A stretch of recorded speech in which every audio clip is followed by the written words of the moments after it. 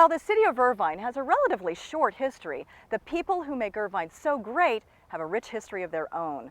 Whether they're actors, athletes, politicians, educators, or heroes such as war veterans, which is the case with retired Lieutenant Colonel Robert J. Friend. Before 1940, African Americans were barred from flying for the U.S. military. By 1941, civil rights organizations and the black press exerted pressure that resulted in the formation of an all-African American pursuit squadron based in Tuskegee, Alabama. They became known as the Tuskegee Airmen and are now part of American history. Born in 1922 and a resident of Irvine since 1972, Lieutenant Colonel Friend is one of the last surviving members.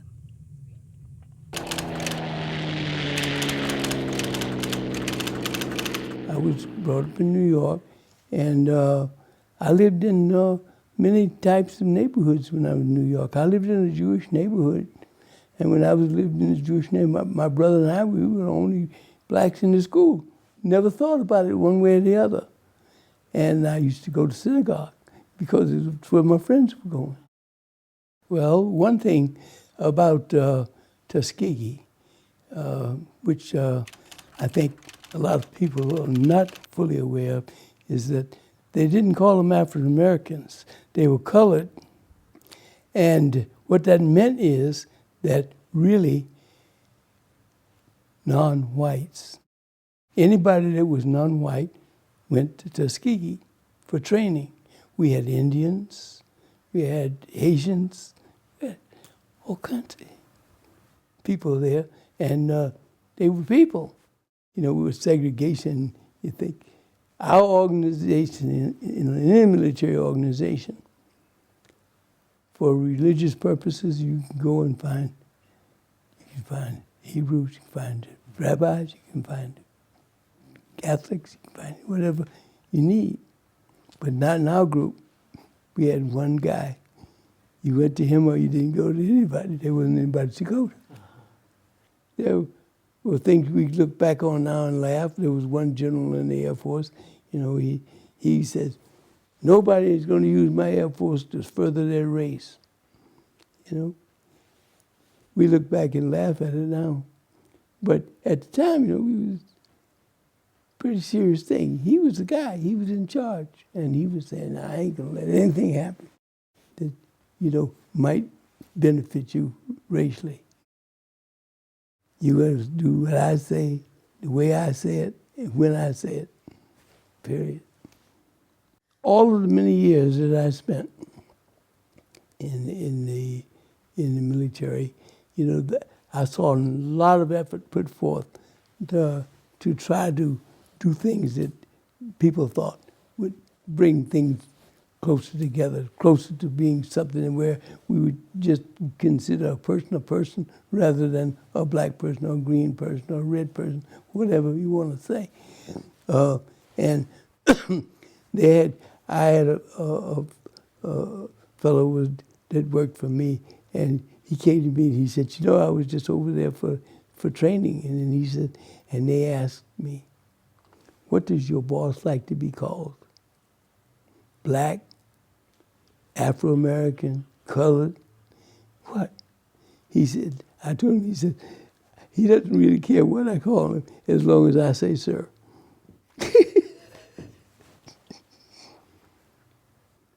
Believe me, if the guy's taking care of me, I don't care what he is, he's a friend. There's nothing in this world like a common purpose to bring people together. I think myself, you know, that the day will come soon when we will be not hyphenating Americans. Americans are Americans, not African Americans, Asian Americans, Indian Americans, or anything that needs to qualify it, American.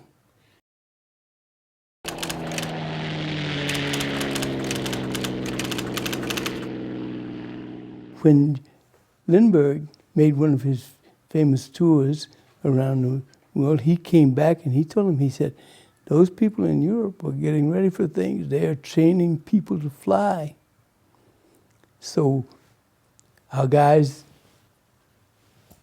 they listened, and soon they had something here. It was called CPT, Civilian Pilot Training. And they would put it into some various schools around the country. And what they did was to assign pilots there. They taught meteorology and taught introduction to aerodynamics and things of that sort, so that all of those things that were going to be necessary for people to later possibly be military pilots was given, and blacks were in the program. I was in the program. My license came in 1939. We stayed pretty busy because the programs are rush programs, because they needed to get pilots into the field. And then they needed to have enough pilots, for instance, to form an organization. Now, the first organization that they formed of black pilots was the 99th, and it was a squadron. And a squadron normally is fathered by a group. So when they went overseas, they were actually attached to a white group. Now, for the most part, they flew as a unit. But as things started to move along, they were sometimes gradually being integrated into the operation and flying along with the white pilots in those groups. I was part of 332nd, and 332nd is a group. And initially, it was composed of 3 squadrons, the 100th, 301st, and 302nd. And these 3 squadrons, this group went overseas and was initially, I was in it, assigned to the 12th Air Force. And the 12th Air Force missions that we had were important, but not the kind of missions, that didn't mainstream. Like we would go out and fly cover for ship convoys that were coming in. And we couldn't do anything to the submarine ourselves, but we could see it and point and pass the messages on to them that you're being trailed by a submarine, or that there's a submarine in this location and so forth. And then what they would do is dispatch Navy aircraft, not Navy aircraft, but Navy ships to attack them or neutralize it. When we were based on the at Ramitelli, we were now transferred from the 12th Air Force to the 15th Air Force. Now, the 12th Air Force is the tactical Air Force. 15th Air Force was the strategic Air Force. That's where they had bombers.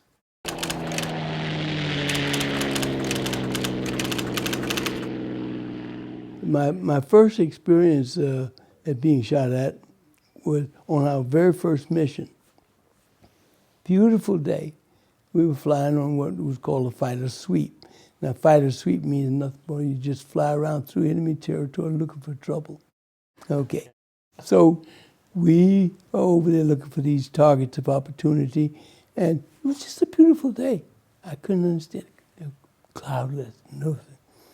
Then I look like back on, and I said, all these black clouds. God, where'd they come from all that quick? Then all of a sudden I saw red, and I said, somebody's shooting at us. So now you start taking avoidance action. In other words, if you just sit there, pretty soon they'll zero in on your altitude and your speed and so forth and have a better chance to hit you. But if you move it around, they can't. They have a hard time. So I lost the people that lived with me. The very first guy that we lost, he was captured early in the war.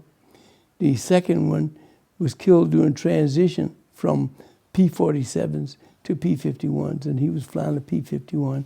And what he did was to fly over the area low and do a roll, and unfortunately lost control, hit the ground. And then the next one, he became a prisoner of war too. He wrote a book, lost still yet another one on a freak accident.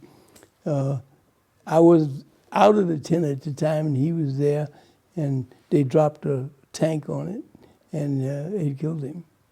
But you know it's going to happen. You know it's going to happen.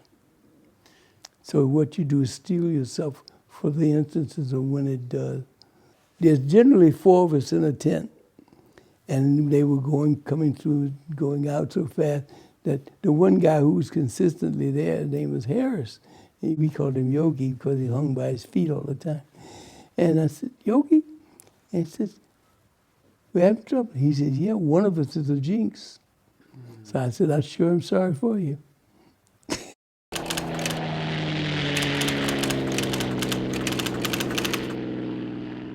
Flying missions became routine with me.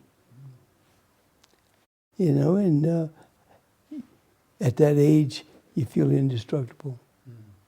I didn't think there was anybody that could do anything to me. I was very confused. Every day I knew I was going to get up and go down and either attend the briefing, and go on a mission, and fly my airplane, and things of that sort. Now all of a sudden, what am I going to do tomorrow? I never really and truthfully gave any thought at all to the business of, oh, well, we'll go home and whatever we'll do and so forth. The only thing that I thought about was, I'm not going to be able to fly my airplane. They're going to take it away from me. And, you know, that stuck with me for a long while until I finally realized that there were other options where you could stay. Some people were anxious to get out of the service. I was anxious to stay. I realized after we came back, you know, and the first thing they did was to send us to a place called a Repel Depot, which is a replacement depot. And what they would do is to look at you, primarily to see whether or not there was any residual effects from the war. Some guys are very, very nervous, hyped up, things of this sort, changed personality completely. I knew one fellow who was a preacher's son, and he used to always talk to us about religion and preach and so forth. And he was captured, and they scared him so that when Nick saw him, he was the wildest man you ever heard. Just changed, personality changed completely. They're going to be changed. Yes. But the thing that's most important is the people who are waiting change too. And there's hard adjustments to be made on both ways. And it's hard to think that you take a fella and you teaching him what? Kill somebody. And that's the job. Kill somebody.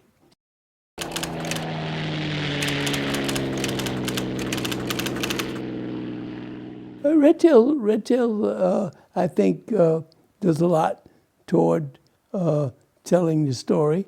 There are things in there that technically are wrong, but in order to try to make something that was going to satisfy the public, you want to have something that's going to sell, right? You don't pour all that money into it just to say, here's something, right?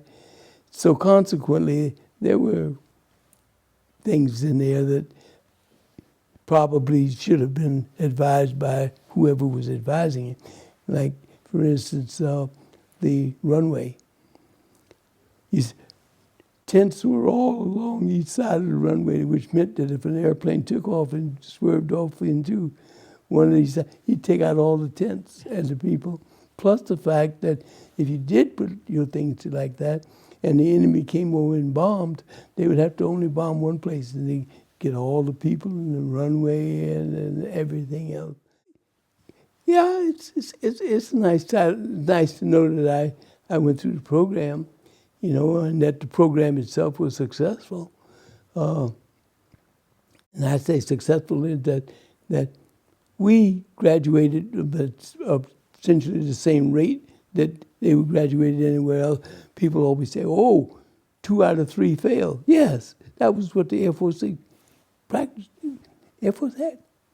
That happened in the Air Force. Anytime we went through the flying training, they anticipated that 2 out of the 3 would not make it. It's a wonderful experience to be able to look back and say that I was there at a certain time and at a certain pace, and doing a certain thing with people that I had a tremendous amount of respect for. I never met anyone that was associated with that program that I didn't like. If I didn't like them, they earned it. One of the most important things is that when the people talk to Tuskegee Airmen, or people say Tuskegee Airmen, they usually think in terms of the pilots.